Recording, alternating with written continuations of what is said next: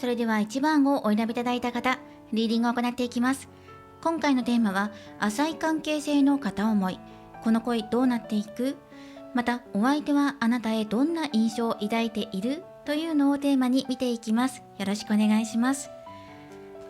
では今回もタロットカードを使って見ていきます。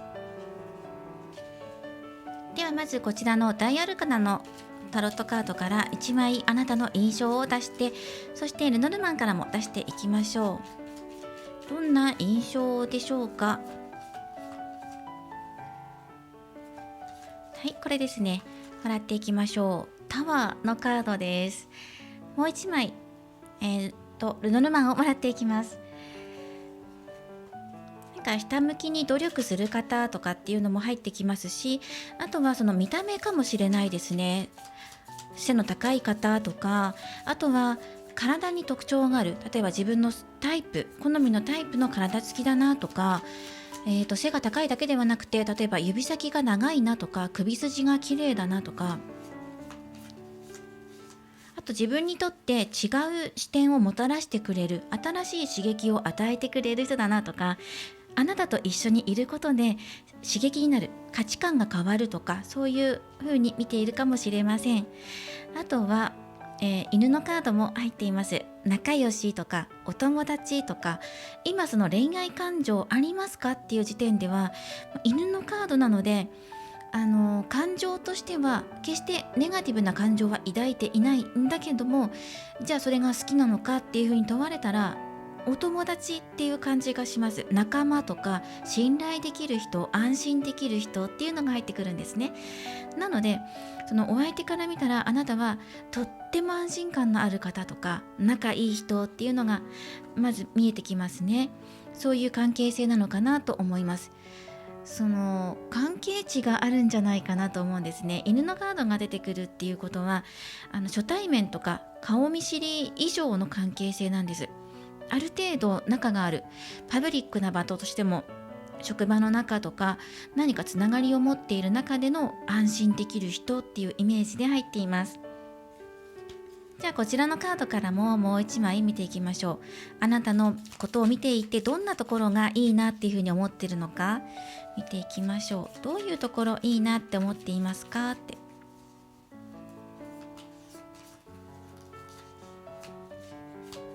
と何かこう今感じるのが、あなたがお気に入りのグッズを身につけていたり、好きなマスコットキャラクターがいるんじゃないかなと思ったんですね。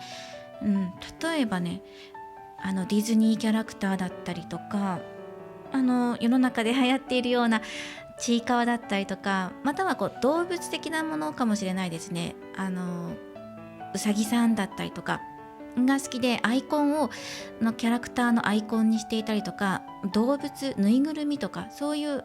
アイコンにしていたり、またはご自身のカバンにつけていたりとか、小さな可愛らしいものをあなたが身につけているような、そういうイメージも入ってきます。はい、では我慢しないところがすごく魅力的だっていう風に入ってくるので、自由奔放な方かもしれない。お相手から見たら全く逆の価値観を持っている方っていう風に、それがすごくいい刺激として入ってくるってことなので、このあなたの好きなお相手が結構我慢しがちな方なのかもしれない。だからこの方から見たら、あなたってすごく我慢しなくって素敵に輝いて、キラキラ輝いているように見えるとか、自分らしく振る舞っているのがいいなっていう風に見えているんじゃないかなと思います。彩りときめきドーナツなので、いろんな色を持っている、カラフルだとか感情豊かだとか、そういうところが入ってくるんじゃないかなと思います。ではお二人の近未来どうなっていくのっていうところで、こちらのタロットから見ていきます。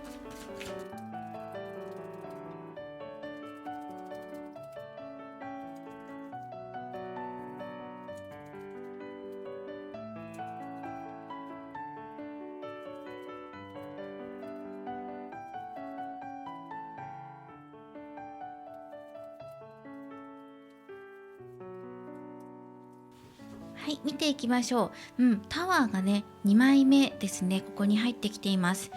1枚もらいましょうか。関係性が大きく変わるっていうのがまず入ってくるんですよね。タパワーにもう一枚法則もらっていきましょう。どう変わるのかなっていうところで、または変えるってことかもしれないですね。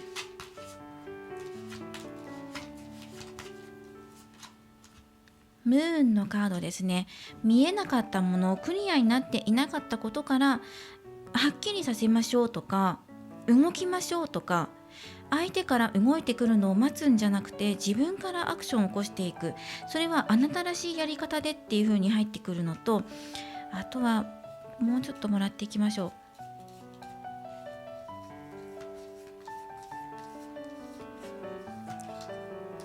はい、皇帝のカードですね。あまり焦らないでねっていうことがまずアドバイスとして入っていますね。で、中にはこの浅い関係性なんですけど、ちょっと会えなくなっちゃったとか、ジャッジメントのカードが入ってるので、少し前のお二人、今よりも会えなくなってしまったとか、距離が空いちゃったとか、例えばお相手がいつも出没する場所といいますか、お相手のいる場所が移動になっちゃって、あれいないなとか、あとは今までだったらこう軽く話はできていたんだけどできなくなっちゃったとか、そういう感じで少し離れちゃったなっていう感じがします。で、浅い関係性なので復縁とかはまずないなというふうには見て取っていくんですけど、そうですね、過去何かしらのこのうまくいかなかったこととか、自分でこうしたい、例えばアクションを起こしたんだけどそれがお相手からノーって言われたりとか、例えばちょっとアプローチかけるんですよ。連絡先交換しませんかとか、プライベートでお食事どうですかみたいな感じで、あなたがアクションに起こしたかもしれないですね。その時のお相手の対応的には、自分って脈なしなのかなっていうふうに一瞬諦めかけたような格好っていうのも入ってくるんです。距離が空いてしまったか、ね、浅い関係性なのにね、それ以上に距離が空いてしまったか、ね、疎遠になったか、または、ちょっとアプローチかけてみたんだけど、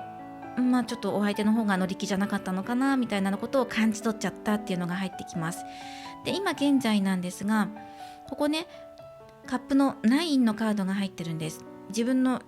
夢を叶える時とか、自分の気持ちを満たしていく時っていう、お二人の気持ちを通い合わせていく時っていうのも入ってきますし、より一層ね、自分のイメージを膨らませていってください。イメージっていうのは願いです。お相手とどうなっていきたいのかとか、そういうことですね。そして嫉妬とか妬みとか、あと他の異性のことに関してはあまり気にしない方がいいので、今そういう気持ちを持ってたら手放してくださいっていうメッセージも入ってきています。で、肝心のお相手っていうところを見ていくんですね。それがここです。教皇のカードで立場を守りたいのかなっていうのは入ってきます。そのパブリックなお相手の姿っていうところですね。今の浅い関係性なのでまだ深く立ち入ってない、ここで見えているここの関係性のこのお相手っていうのをすごく貫いているなっていう感じがします。そこから今はまだ大きな変化を起こしたくないなっていうのはありますね。安定させていたいとか、今の関係性でまず仲良くなりたいなとか、それがお客さんと店員さんの立場だとしたら、まずそこの間で深く話をしたいとか、その域を超えずにね、プライベートにならずに店員とお客さんっていう立場でやり取りを続けていって、そこでこう自分の中で心にグッとくるものがあればプライベートになっていってもいいかなとか、そういうところに今いらっしゃるのかなと思います。決してあなたとの関係をネガティブに捉えてるわけではないんだけど、今はまだ一歩踏み込む時ではないなっていう感じで、このパブリックな自分っていうのを出しているかなっていうふうに思います。そして2人の今の課題点っていうところで、こちらのカードです。ペンタクルナイトのカードが入っていて、まず一つはあまり今は目立つ動きをしないっていうのが入ってくる。この動きっていうのが差し加減が難しくって、ここにタワーのカードも入ってるので、突っ走りすぎないこと、落ち着くことで、落ち着いた後に作戦を練ってどう動いていけばいいのかなっていうことに対して答えが見つかったら、ゆっくりと動いていくっていう形で、動きのさじ加減を取ってくださいっていうのが入ってきています。例えばその勢いありすぎて動いちゃった、それでちょっと前に反応返ってこなかったっていう方は、今一度こう落ち着けてゆっくりと動いていく。ちょっと自分焦りすぎていたんだなとか、引っ張りすぎていたなっていうところがあったかもしれない。でまた逆かもしれないです。動けなくってチャンス逃しちゃったとか、本当はあの時チャンスあったんだけど勇気が出なくって、せっかく二人っきりになれたのにそれ以上踏み込めなかったとか、そういうことで思い当たる方は、まずその自分の動き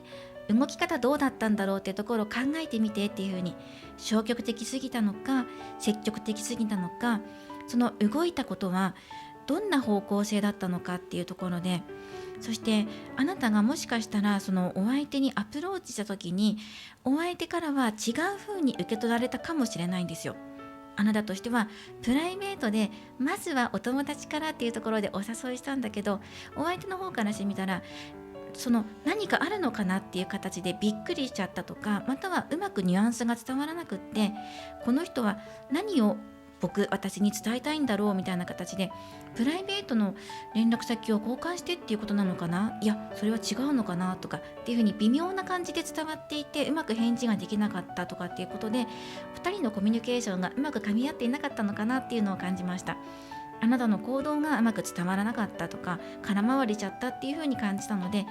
まず一旦落ち着いて整理して、どう動こうかっていうのをもう一度考えてみてっていう風な、そういうアドバイスも入っています。こちらがそのどう動いていくかっていうことに対してのアドバイスカードです。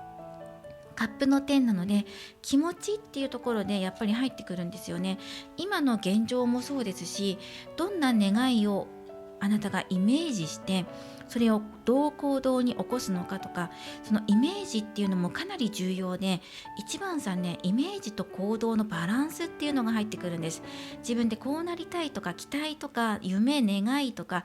妄想することありますよね。こういう恋の近未来になったらいいなとか、お相手がこうしてくれたらいいなとか、そのイメージのする発想力、イメージする力と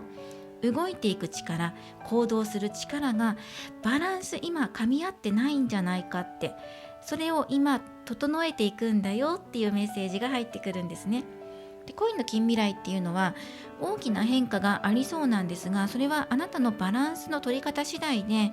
良くも悪くも変わっていく。ただ後悔はしてほしくない。だから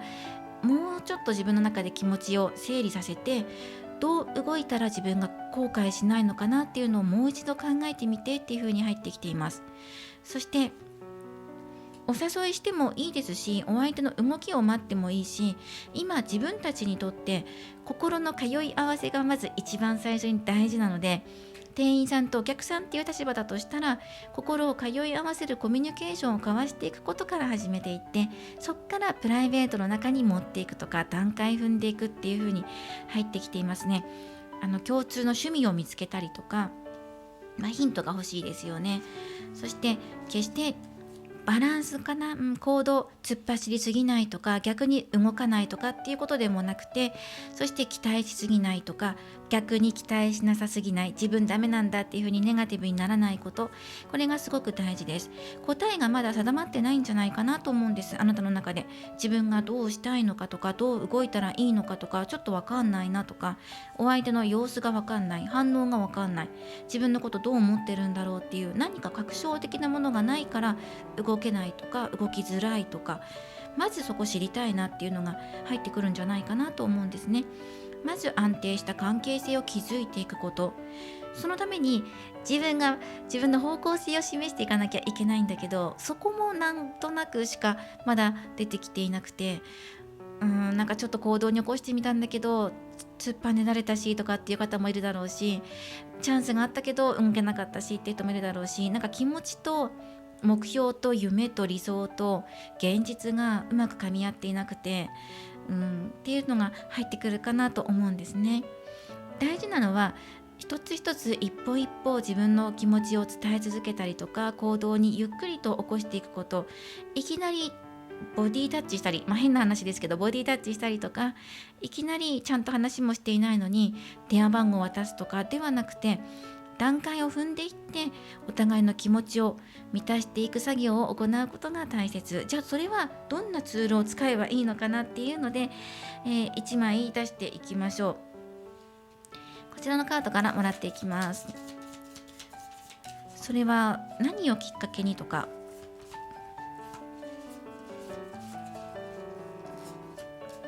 チャレンジですよって入ってきました。ドライフルーツ入りオレンジマフィン、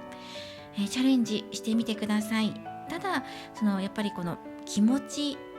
とか行動っていうことに対してもうちょっとバランス取ることが大事かな。じゃないとこのうっかりミスが増えたりとか、衝動的な行動を起こしやすかったりとかもするので、しっかり周りを見ることだったりとか、今自分に足りないものなんだろうっていうのを誰かにアドバイスも求めてもいいですし、情報を仕入れてもいいし、そしてチャレンジすること、あなたの願いに向かって行動を起こしていくことっていうのをもうちょっとバランス取っていくことが必要かなと思います。ただチャレンジっていうのが出てきたので、お相手と心を通い合わせるために自分で挑戦していくこと、多分アクションを起こすことなんじゃないかなと思うんですが、あとはこちらからアドバイスカードもらっていますので、メッセージをもらっていきましょう。1番さんのまずね、そうですね、バランスを整えて心をクリアにしていきましょうというのが全体的なメッセージです。ラッキーナンバーは2番で、やっぱりバランスっていうカードが入っています。恋をしていると気持ちが揺れ動くことが多いですよね。そんな時こそ大切なのはバランスを保つことです。はい、ラッキーナンバー2番、この数字は調和や安定を意味しています。感情を落ち着かせるサポートをしてくれます。ラッキーカラーは黄色、体を浄化するです。この黄色の色は浄化の力を持っています。心と体をすっきりさせる助けになるので、特に消化器系を整える働きもあります。ストレスを感じたとき、この色を取り入れてください。また、黄色い光をイメージしたり、レモンやバナナなど黄色い食べ物を取り入れてみるのもおすすめです。体を浄化しましょう。そしてこちらですね、今のあなたに必要なのはリラックスするこそ。リラックスって入ってます。新月から満月へと向かうこの月のように、上限の月ですね、あなたの気持ちも少しずつ前向きになれるタイミングです。しっかり眠って心と体を休めてあげてください。質の良い睡眠は夢を通じて潜在意識とつながる大切な時間です。ぐっすり眠ることで、明日からのあなたがよりクリアな気持ちで恋と向き合えるようになっていきます。そうなんです。寝不足だともちろんね、体の不調も出てくるんですけど、一番心に余裕がなくなったりとか、あとは自分がぐっすり眠れないと、なんかね、負荷がかかったままの日々を過ごす、なんか疲れが抜けないとか不調を感じやすいんですよね。で、ぐっすり眠った日ほどその違いがはっきりとわかると思います。多分睡眠不足の方も多いんじゃないかなと思いますので、もう一度眠る時間とか環境とかを整えてみてください。こちらからのメッセージです。このカードを見ていると、この春ね、進展がありそうな気がしたんです。特に時期的なことで言えば4月とかですね、4月かなと思います。遅くても5月になる前までにはっていうのが入ってくるので、4月中にこの恋が動く可能性があります。ただしバランスを見ること、保っていくことっていうのがアドバイスなので、これを意識してやっていかれますと春進展がありそうです。こちらからのメッセージです。これは繰り返す夢と魂の導きというカードです。私は魂の呼びかけに心を開く。そしていつも最高の可能性を引き寄せているというアファメーションです。あなたの想像力、クリエイティブする力と願いを現実にしていくためには、周囲の声に惑わされることなく、自分自身の心に深く向き合っていくことが大切です。過去の夢やビジョンを振り返りながら、そこにどんな変化を加えたら自分の望む未来へ近づけるのかを考えてみてください。あなたの心がときめくものは何でしょうか？本当のインスピレーションはどこから湧いてくるのか？今こそあなたの魂の歌を奏でる時です。はい、今自分の夢を具現化させていく時、実現化へ向けて歩み始める時です。で、同じく上弦の月がここに描かれているので、タイミング的には上弦の月あたりがタイミングかなと思います。新月を越えて満月に向かうまでの間ぐらいですねがラッキーチャンスだと思います。かつラッキーナンバーの2がつく時、この黄色のカラーカードも22なので、やっぱり2が大事なのかなと思います。2っていうと心と体のバランスだったり、自分とお相手2人のバランスっていう風にも見て取ることができますので、2つのバランスを調和させるっていうことを意識されてみてください。あとこちらは海の女神のカードです。選択肢からのメッセージです。恋の悩みは時に私たちを不安にさせます。でも本当に大切なのは自分自身が満たされているかどうかです。あなたが心のバランスを整えれば、自然と恋愛もいい方向へ進んでいきます。焦らず自分を大切にしながら少しずつ前に進んでいってください。では、お相手からは動きあるんですかっていうところでお伝えするんですが、ここね、強行のカードが出ているので、今の関係性上優しくしてくれます。冷たくはないです。優しくしてくれて、今の関係性を保とうとしてくれますね。そこから一歩先にっていう風に踏み込む時のアドバイスとしてお受け取りください。こうね、お相手が今一歩、プライベートの中へ踏み込んでくれるアクションを起こしてくれるというよりは、今の関係性のまま維持するっていう風な動きを見せると思うので、じゃあそこからっていう風なメッセージですね。はい、今回は浅い関係性の片思い、2人の恋の近未来やお相手が感じるあなたの魅力についてお伝えしました。これからもリーディング動画を投稿していきますので、高評価やコメント、そしてチャンネル登録をよろしくお願いします。ではまた次回の動画でお会いしましょう。最後までご覧いただきありがとうございました。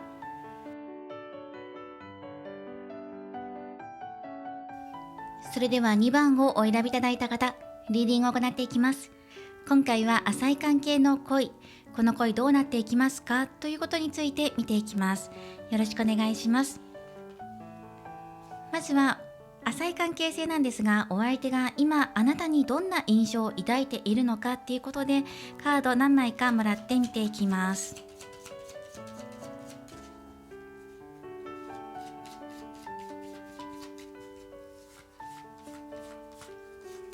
はい、見ていきましょう。エンプレス女帝のカード、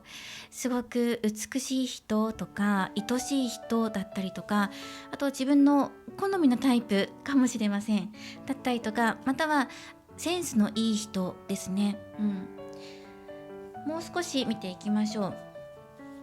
あなたがそうですね、お洋服素敵だなとか、カラーセンスあるなとか、趣味がいいなかもしれませんし、でもはっきりとあなたっていう風に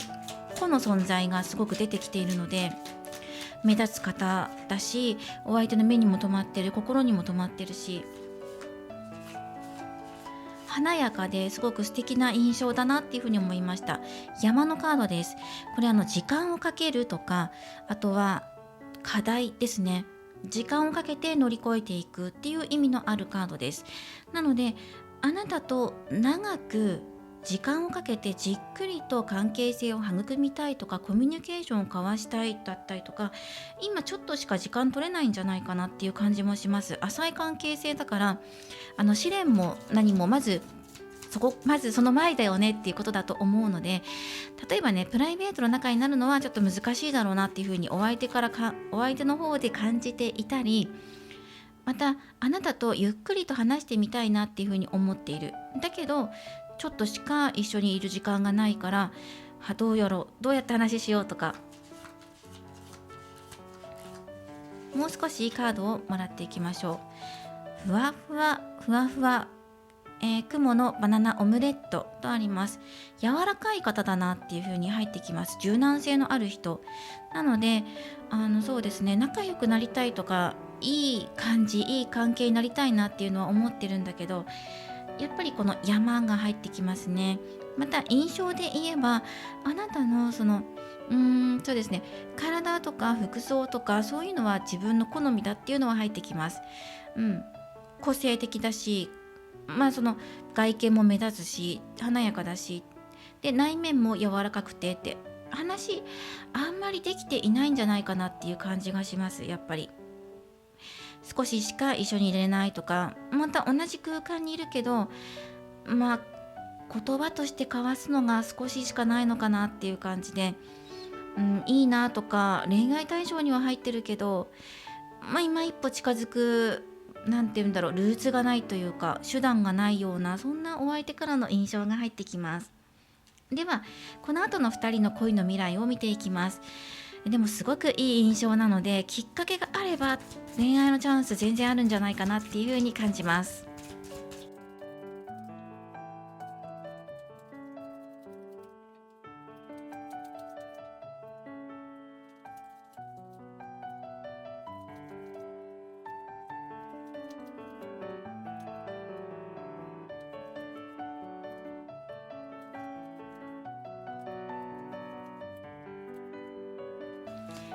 はい、こちらで見ていきましょう。そうですね、なんかすごくお相手が慎重だなっていう感じがします。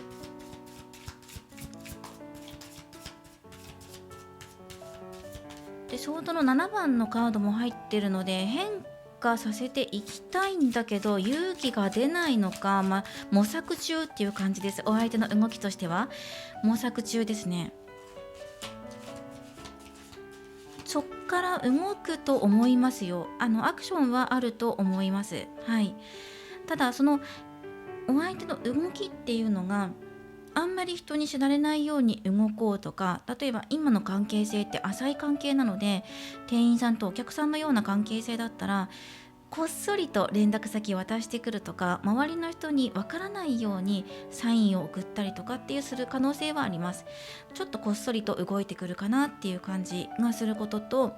あとやっぱりお相手は動いてくるよっていうふうに言われてるので、何かしら向こうからのアクションはある。ただ今すぐじゃない。今すぐっていうのは1日2日後とか1週間後とかじゃなくて、もうちょっと考えを巡らせてから賢く立ち回ってくるのかなというふうに思います。軽快に回ってくるとは思うんですけど、それがじゃあ今すぐかって言われたらそうではなくて、だけどそうですね、近々はあるんじゃないかな。そんなに長くはないですよ。早い段階で何かしらのアクションは起こしてくる。でもかなり周りを見ているっていうのが入ってくるので、今の浅い関係性のこの周りの状況どうですかっていう風に感じますね。なんかこう公に長話できないような関係性な気がするんです。で、お相手もかつ周りを気にしながら動いてくるので、うん、何かここに事情があるんじゃないかなと思いました。例えば職業柄とか関係性的にっていうことで。そして少し前のお二人とかを見ていても、やっぱりこのいいなっていうお気持ちお互い持っていて、でまだそれがあまり表に出していなかったりとか、2人がそれぞれ心の中でいいなって思ってるだけで満たされているような、恋しているなっていうのがすごく入ってくるんですけど、でも現状ちょっと不安だったり迷いとか見えないっていう月のカードが入ってるので、好きだっていう気持ちはあるんだけど、これから私たちどうなっていくんだろうとか、お相手にとってどう見えているんだろうとか、浅い関係性で仲を深めていくためにはっていうことで、あなた自身が今迷いの中にいたり、お相手ももちろん同じことが言えます。お相手も同じように考えてるんです。魅力的だな、いいなっていうふうに思ってるんだけど、どうやってその気持ちを伝えたらいいんだろうって、いいなっていうふうに思ってるんだけど、いきなり交際とかじゃなくて、まずあなたっていう人を知らなきゃなっていうことを考えてると思うし、じゃあどうやったらそれを知れるんだろうとか、じゃあ連絡先交換するしかないよなとかっていうことをもちろん考えてるだろうし、じゃあそっからどうやって連絡先を渡したらいいんだろうとか、多分もうそういう段階まで考えてると思います。そしてそれをどうするかっていうのをちゃんと行動に移してくると思う。でもうすでに連絡先知ってるよっていう方は、じゃあプライベートのお誘いするにはっていうことをもう具体的に考えてると思いますね。そして今現段階のお二人の障害っていうところを見ていくんですが、こちらのカードです。ペンタクルの10番なので、なんかね、やっぱり周りの人だったりとか、ご家族とかチームとか会社とか団体とかっていうのも入ってくるし、目上の方っていうのも入ってきます。なんかこの方に見られている、管理されている、何か組織の管理下の中に置かれていて、そこからこう抜け出していけない、プライベートの中に次の世界へ踏み込んでいけないっていうのが今現段階の課題点かなと思うし、また2人のそのまだプライベートの中に持っていくまでの関係値がまだ育まれていない、気持ちはあれど実際的に関係値が築かれているのかって言ったらそこまでではないのかなって。まだ気軽に声かけたりとか、声かけられたりとか、こう連絡先交換しようよって気軽にまだまだ言えないような関係値なのかなとも思います。じゃあそこに対してどうすればいいのかっていうことなんですけど、まず気持ちを安定させてください。そしてコミュニケーションを落ち着いたコミュニケーションを交わしていきましょう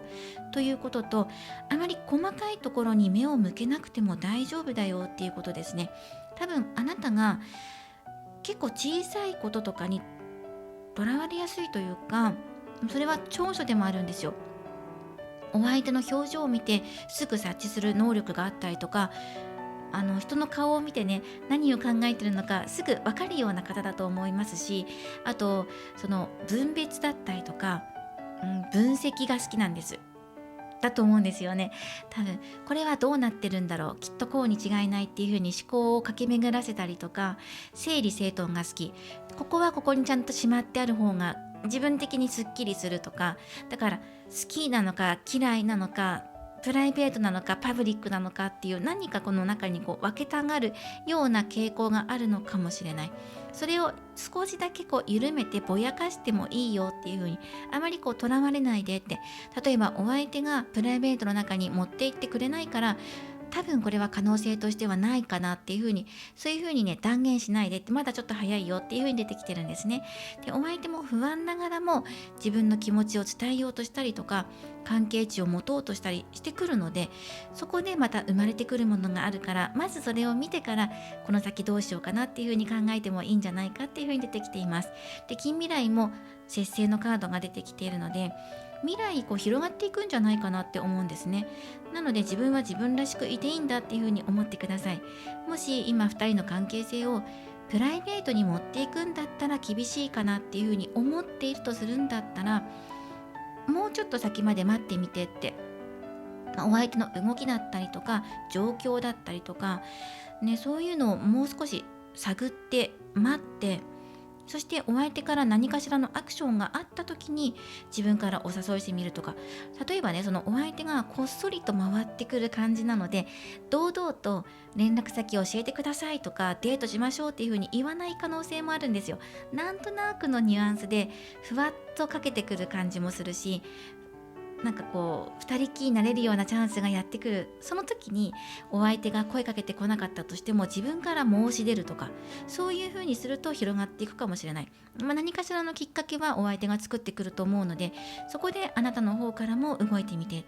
今はまず自分の心の整理をして、あまりこうギチギチにしないこと、少し緩めてもいい、ゆるっとしててもいいから、大事なのはどういう方向性に持っていきたいのかっていうこと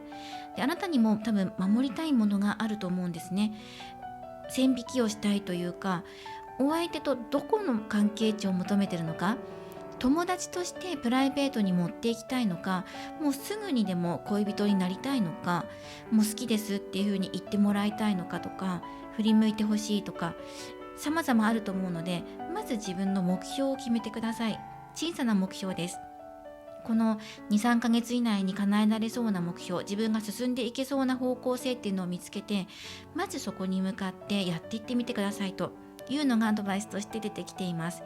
何かこう社会的なものに縛られているような2人っていうのが入ってくるので、そこを超えてしまえばお相手の恋愛関係、恋愛対象として入ってると思うので、恋愛の可能性は十分にある。ね、それを阻害している何かがあるようにも感じます。はい、ではまずね、そのお相手の動きを見てくださいということと、お相手が年下さんっていう可能性もちょっとだけあるかもしれません。これは一部の方だと思うんですが、コミュニケーションそうですね、今以上に踏み込んだコミュニケーションを取るタイミングをお相手が見ているっていう感じですね。はい、では、アドバイスカードもらっていきましょ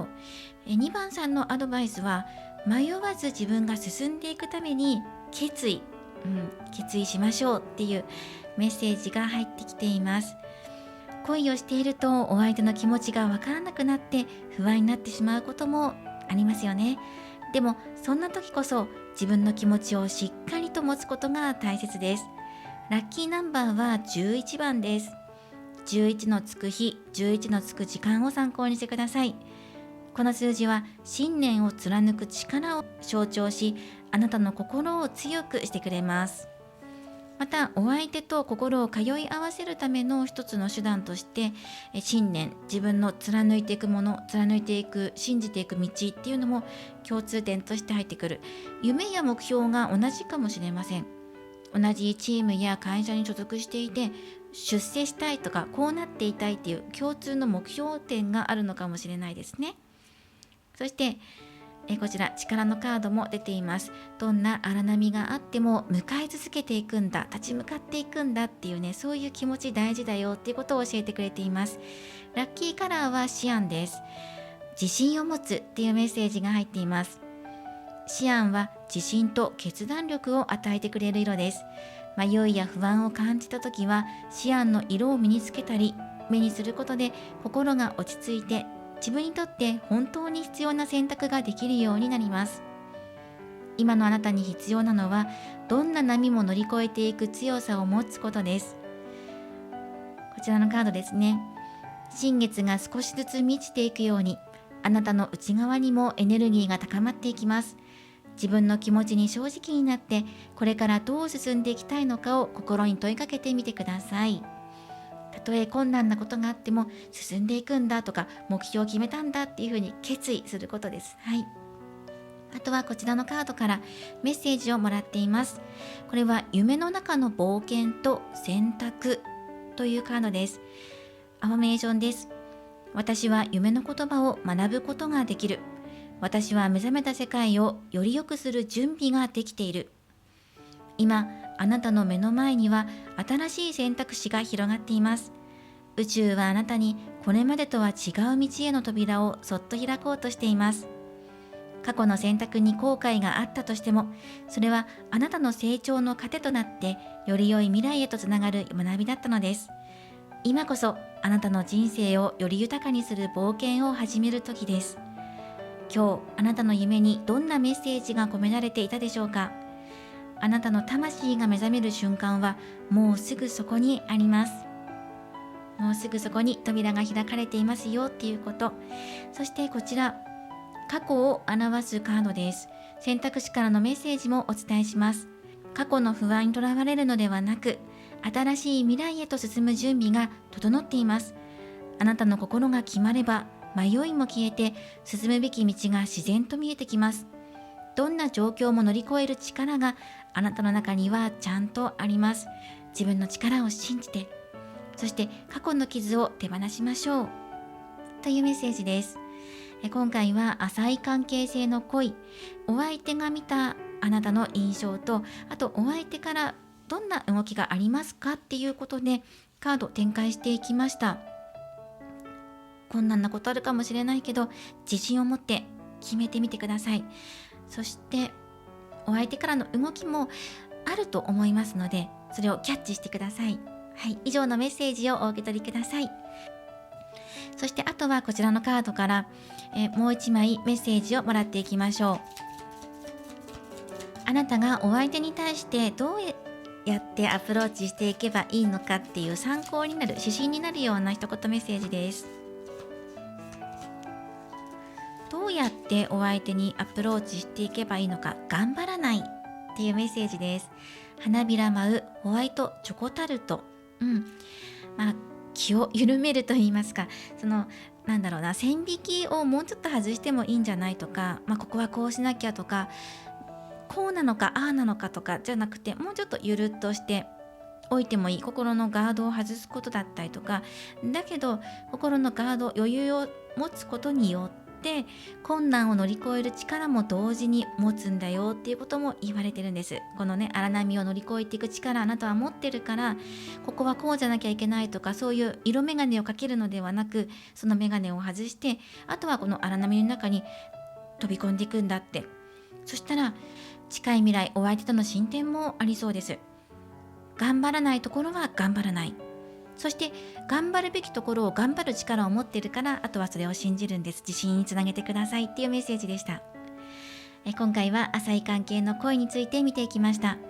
これからもリーディング動画を投稿していきますので、高評価やコメント、そしてチャンネル登録をよろしくお願いします。ではまた次回の動画でお会いしましょう。最後までご覧いただきありがとうございました。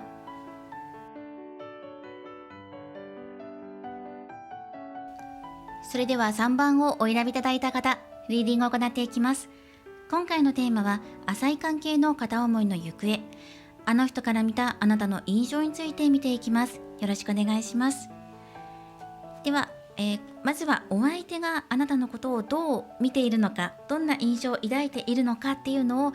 様々なカードを使って見ていきます。まずはタロット、こちら大アルカナで構成されているカードです。こちらからまずはもらっていきます。はい、こちらのカードです。運命の輪のカードですね。なんかこうチャンスとか運命ってことですよね。まさしくっていうことで、これから仲良くなっていきそうだなとか、明るい未来を描いているようにも感じるし、またあなたがポジティブなエネルギーを発しているから前向きな人だなとか、明るいなとか、そういうことも感じます。あと周りにたくさんの人が集まってきていて人気があるんだろうなとか、人と仲良くなるのが上手だなっていうことも感じているかもしれません。他にも見ていきましょう。お友達がたくさんいるなとか、そういうことかもしれないですね。ではカードを組み合わせていきましょう。はい、ルノルマンはどうでしょうか。雲のカード、少しモヤモヤ、またはまだ実態がつかめていないとか、魚のカードも入ってきています。例えば今入ってくるのが天然さんっていう感じです。あなたがっていう風にお相手が見てるのかもしれない。天然さん、で可愛らしいなっていう風に思っていたりとかですね。ちょっと話したことあるよっていう方だとしたら、多分そういうところがいいなっていう風に見てると思います。はい、こちらからももらっていきましょう。大成功、3種のパリパリ板チョコ、大成功っていう風に入ってるので、そうだな、運命の輪も入ってますもんね。なんかこうお相手にとって発展、魚も発展とかなので、より豊かになっていけるんじゃないか、つまりより仲良くなっていける、もっともっと知りたいとか仲良くなりたいとか、まだ見えてこないようなことを見ていきたいとかね、成功なので、お相手の中にあなたに対して狙い定めてるものがあるのかな。仲良くなりたいとか、聞きたいことがあるとか、そうですよねってことが入ってるのかなとも思うし、あなたが自由な方っていうのも入ってくるんです。割と気がおおらかというか、緩やかな方なんじゃないかなと思うんですね。スローな方、落ち着いてるのでちょっとチルな感じもするし、それが癒し系みたいな感じで思われてると思います。ちょっとチルい方かなというふうに思いましたね。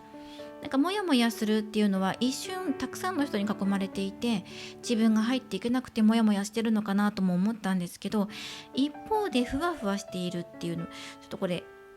拡大とか広がっていくっていうイメージがあるので、例えばあなたの丸い瞳に惹かれていますとか、ふわふわしてるんだけど決断力あるよねとか、行動力あるなっていう風に思っているかもしれないし、こう流れるようにあなたがこう周りの人と接していたりとかするところがいいなっていう風に思っているような可能性もあるし、はい、こう流れのある人だなっていうのも感じてると思います。雲も魚も流れていくので。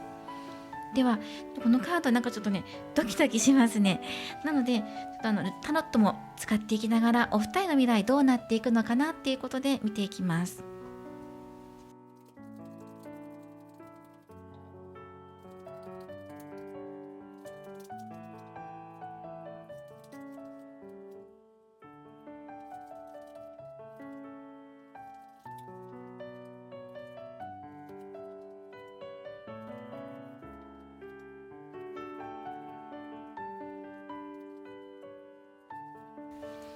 はい、見ていきます。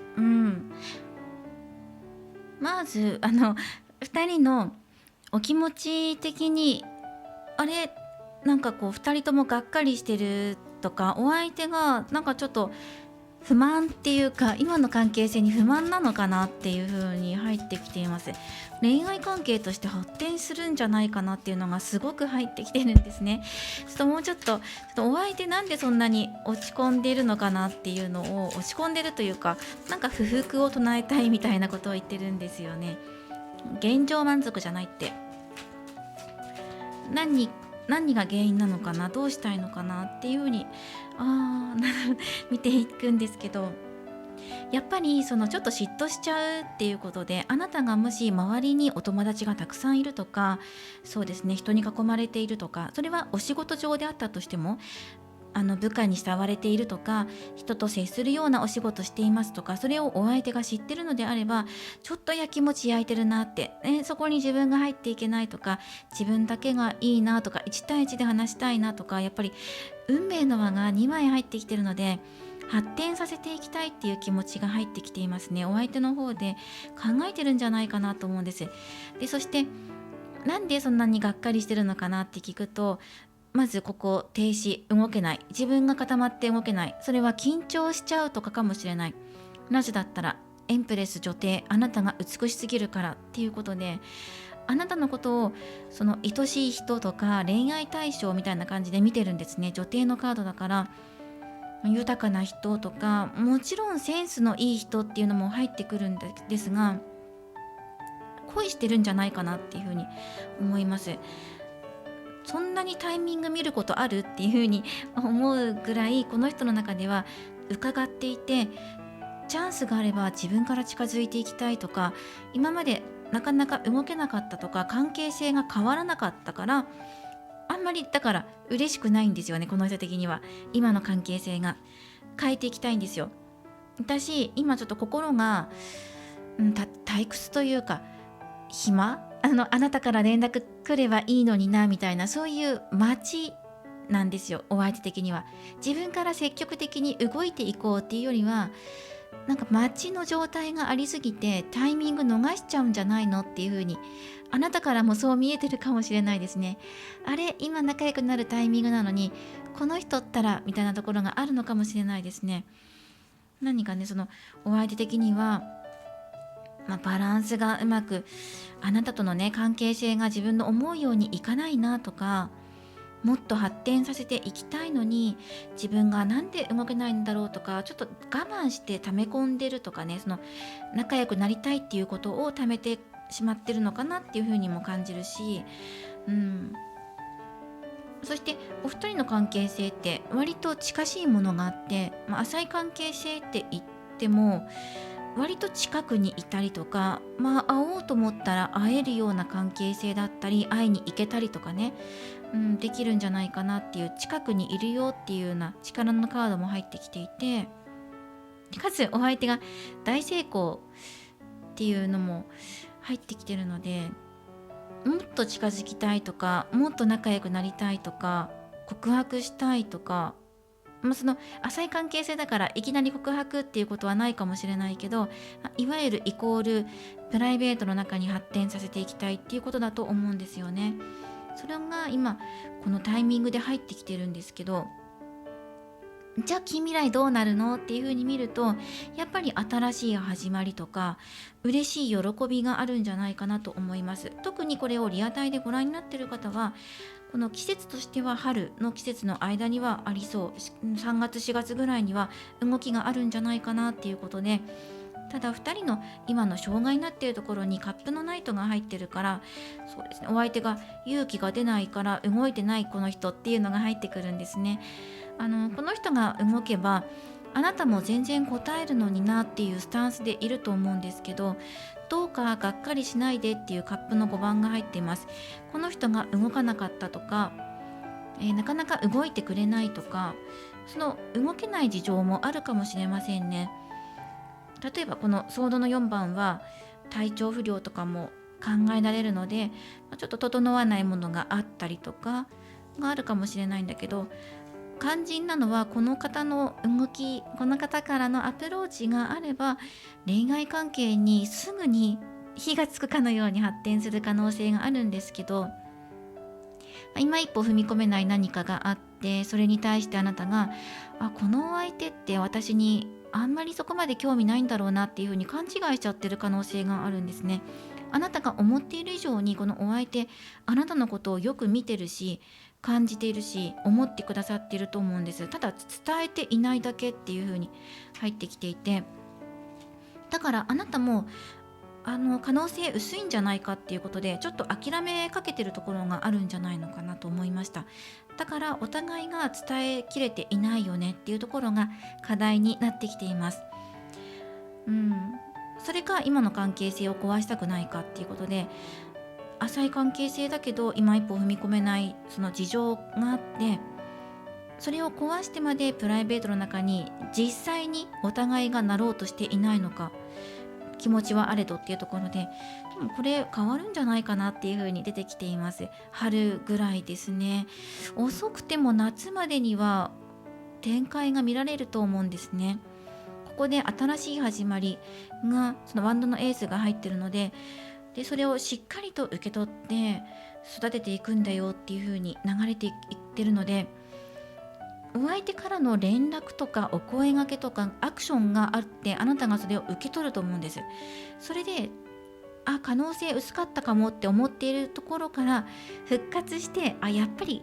可能性あるかもっていう風に盛り上がってくると思います。でぜひね、そのチャンスをものにしてほしいっていうことと、じゃあお相手に対してどう動けばいいのっていうことでカード1枚もらいましょう。多分お相手の方から動いてくると思うんですけど、あなたの方からも動く必要があるかもしれないなとは思います。大胆じゃなくていい。例えば声をかけるとか挨拶するとか、連絡先知っていたら連絡してみるとかでもいいと思うんですよね。何かできることありますか？私は最強、最強だっていう風に、自分強いよっていう風に思ってって、あなた一番だよって、ナンバーワン強いっていう風に自分に自信持ってねって、あなたにはすごくエネルギーが今ある状態で、いろんなもの、幸運を引き寄せる力も持ってるし、何だってできちゃうんだっていう風に思ってねっていう風にアドバイスが入ってきています。はい。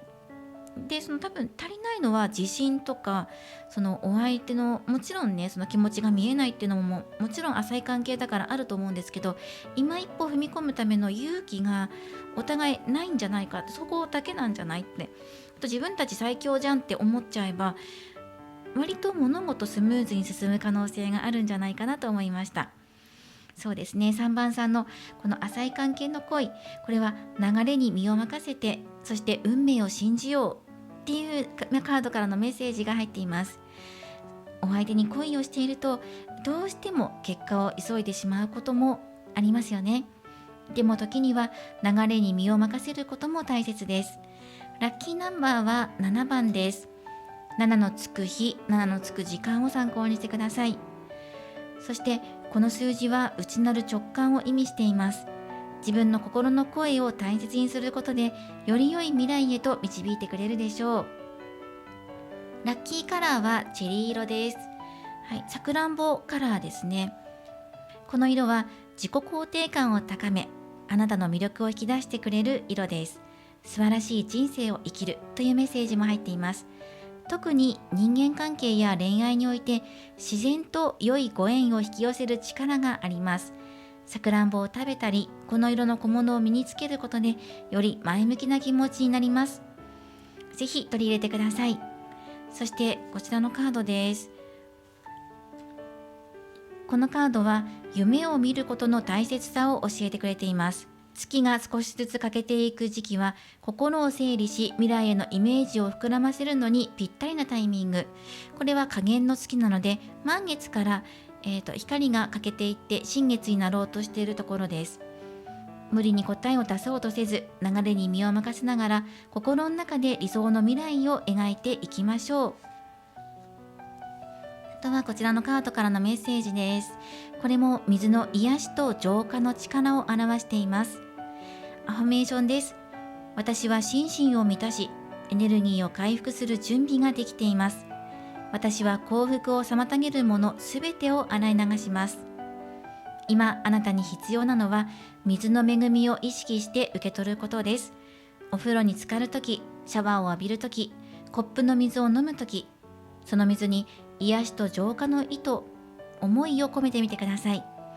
あなたの心を重くするものを水に流して手放していきましょう。ストレスや疲れが洗い流されることをイメージしていきながら、水のエネルギーを受け取っていきましょう。また、今のあなたの環境を見つめ直して不要なものを整理することも心の浄化につながっていきます。物理的な空間だけではなくて、人間関係や考え方のパターンにも目を向けて、あなたにとって本当に大切なものを見極める時かもしれません。今日あなたの心を澄ませるために、澄ませるというのはクリアにするために、空気を澄ませるの澄ませるです。澄ませるためにできることは何でしょうか。あなたの中にある流れを整えて、心から満たされる時間を大切にしてください。そして選択肢からのメッセージです。マジックマッシュルーム魔法のキノコっていうタイトルのカードなんですね。このカードからのメッセージは、焦らずにあなたのペースで大丈夫です。すべては最適なタイミングで動いています。なぜだったら運命の輪が2枚入ってるからです。今はただ自分の心の声に耳を傾けて運命を信じてみてください。そうすればきっと素敵な未来が待っています。今あなたが起き上がって動き出すタイミング、新しい始まりがやってきてますよっていう風なメッセージが込められています。浅い関係性の恋なんですが、動き出しそうな予感です。なんかお相手がね、タイミング待っている、仲良くなりたいなって思ってる、成功を願ってることがあるっていうことが伝わってきました。この恋がうまくいきますように応援しています。今回は浅い関係の恋について見ていきました。これからもリーディング動画を投稿していきますので、高評価やコメント、そしてチャンネル登録をよろしくお願いします。ではまた次回の動画でお会いしましょう。最後までご覧いただきありがとうございました。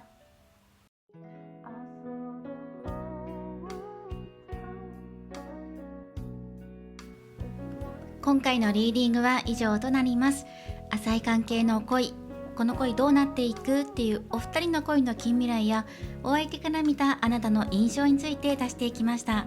いかがだったでしょうか。これから仲を深めていくためにっていうメッセージをいただいてきましたので、ぜひ参考にしてください。で、今回はこちらのマジックワードスイーツ、こちらのオラクルカードから3択でメッセージをもらっていこうと思います。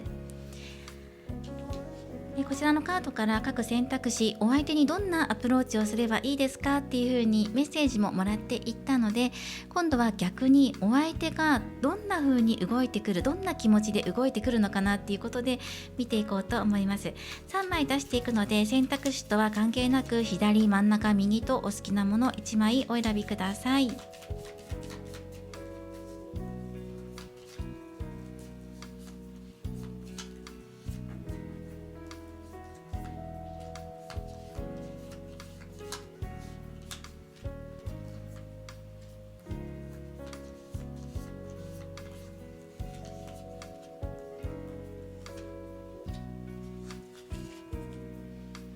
こちらから見ていきましょう。お好きなものお選びいただいたでしょうか。では左の方から見ていきます。お相手がどんなお気持ちであなたのところに来てくれるのか。ミラクル連発、奇跡が起こるかもしれない、ダメかもとか、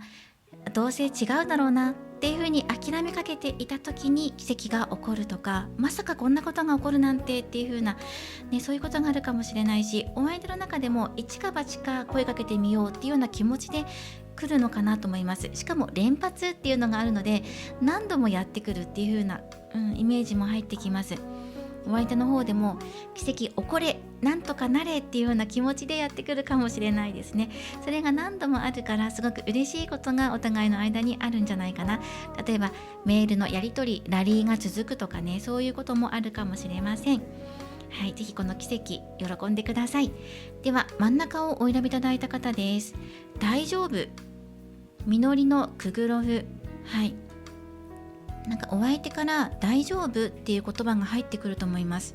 それはあなたを安心させてくれるような一言。もう大丈夫だからねとか、あと大丈夫っていう風に気遣ってくれるかもしれない。この大丈夫っていうのがすごく強く入ってくるので、お相手の口から大丈夫っていうワードが出てくるんだと思います。もう大丈夫だよとか、今はいいよ大丈夫だよとか、これから大丈夫とか、全部大丈夫っていうね、そういうワードでなんかこうお相手の口から聞くことがあるんじゃないかな。あなたが不安に思っていることに対して大丈夫かもしれないし、あと今大丈夫ですかとか、連絡先聞いても大丈夫ですかかもしれないし、大丈夫っていうワードが入ってきます。では右をお選びいただいた方です。一休み、子犬のカフェラテ、可愛いですね。はい、休み、ほっと一息つくっていうようなお気持ちであなたのところにやってくる。だから最近まで忙しかったとか、あと癒しを求めているあなたに会うことで安心できるとか、くつろげるとか、あなたを見ていると癒されるとか、そういうお気持ちであなたのところに向かってくる可能性が高いんじゃないかなと思います。そして可愛いなっていうふうに思った通り、お相手あなたのこと可愛いっていうふうに思ってる可能性が高いですね。はい、じゃあお相手がどんな風に動いてくるのかなっていうことでプチ3択占い出していきました。どんな風にというか、どんなお気持ちで動いてくるのかなっていう風に出しました。ぜひ参考にしてください。では今回も最後までご視聴いただきありがとうございました。また次回の動画でお会いしましょう。